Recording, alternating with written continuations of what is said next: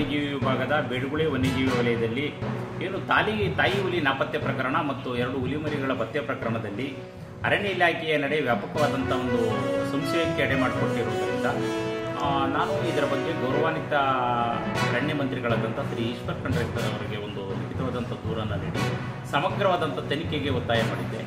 ಜೊತೆಗೆ ಈ ಪ್ರಕರಣದಲ್ಲಿ ತಪ್ಪಿತಸ್ಥ ಅರಣ್ಯ ಇಲಾಖೆ ಅಧಿಕಾರಿಗಳು ಜೊತೆಗೆ ಈ ಪ್ರಕರಣದಲ್ಲಿ ಭಾಗಿಯಾದಂಥ ಎಲ್ಲರ ವಿರುದ್ಧ ಸಮಗ್ರ ತನಿಖೆ ಆಗಬೇಕಂತೇಳಿ ಕೂಡ ನಾನು ದೂರದಲ್ಲಿ ಒತ್ತಾಯ ಮಾಡಿದ್ದೆ.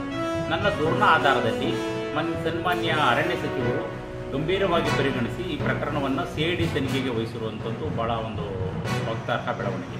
ಈ ಪ್ರಕರಣದಲ್ಲಿ ಎಲ್ಲ ಮಾಧ್ಯಮಗಳು ಕೂಡ ಈ ಪ್ರಕರಣವನ್ನು ವ್ಯಾಪಕ ಪ್ರಚಾರ ಮಾಡಿರೋದರಿಂದ ಒಂದು CID ತನಿಖೆಗೆ ಆಗುವಷ್ಟು ಒಂದು ಗಂಭೀರವಾದ ತೀವ್ರತೆಯನ್ನು ಪಡ್ಕೊಂಡಿದೆ ಅಂತೇಳಿ ನಾನು ಈ ಸಂದರ್ಭದಲ್ಲಿ ಹೇಳ್ತೇನೆ. ಎಲ್ಲ ಮಾಧ್ಯಮಗಳು ಕೂಡ ಈ ಪ್ರಕರಣವನ್ನು ಗಂಭೀರವಾಗಿ ಪರಿಗಣಿಸಿ ವ್ಯಾಪಕವಾದಂಥ ಒಂದು ಪ್ರಚಾರ ನೀಡಿರೋದರಿಂದ ಈ ಪ್ರಕರಣ ಒಂದು ಸಾರ್ವತ್ರಿಕವಾದ ಪ್ರಕರಣ.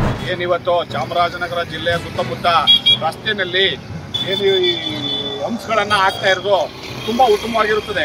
ಆ ಉತ್ತಮವಾಗಿರೋ ಕೆಲಸಕ್ಕೆ ಈ ಏನೋ ಡಾಬರೀಕರಣ ಮಾಡಿರ್ತಕ್ಕಂಥ ಹಂಪ್ಸ್ಗೆ ನಮಗೆ ಚಾಮರಾಜನಗರ ಜಿಲ್ಲೆ ಸುತ್ತಮುತ್ತ ಇದಕ್ಕೇನು ರೇಡಿಯಂ ಸ್ಟಿಕ್ಕರ್ ಆಗಲಿ ಅಥವಾ ರೇಡಿಯಂ ಲೈಟ್ ಆಗಲಿ ಹಾಕಿದ್ರೆ ಉತ್ತಮ ಆಗುತ್ತೆ, ಇಲ್ಲ ಅಂದರೆ ಭಾಳ ತೊಂದರೆ ಆಗುತ್ತೆ.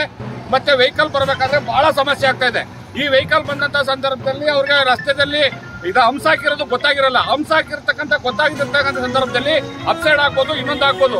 ಅದರಿಂದ ಕೂಡಲೇ ಇದನ್ನ ಕ್ರಮ ತಗೊಂಡು ಇದಕ್ಕೆ ಏನು ಡಾಬರೀಕರಣ ಮಾಡಿರ್ತಕ್ಕಂಥದಕ್ಕೆ ರೇಡಿಯಂ ಸ್ಟಿಕ್ಕರು ಅಥವಾ ರೇಡಿಯಂ ಲೈಟ್ ಅನ್ನ ಅಳವಡಿಸಬೇಕಾಗಿ ಈ ಮೂಲಕ ಕೇಳ್ಕೊಳ್ತಾ ಇದ್ದೀನಿ. ಕರ್ನಾಟಕ ರಾಜ್ಯ ಕಬ್ಬಳಗಾರ ಸಂಘ ಜಿಲ್ಲಾಧ್ಯಕ್ಷನಾಗಿ ನಾಗರಾಜು.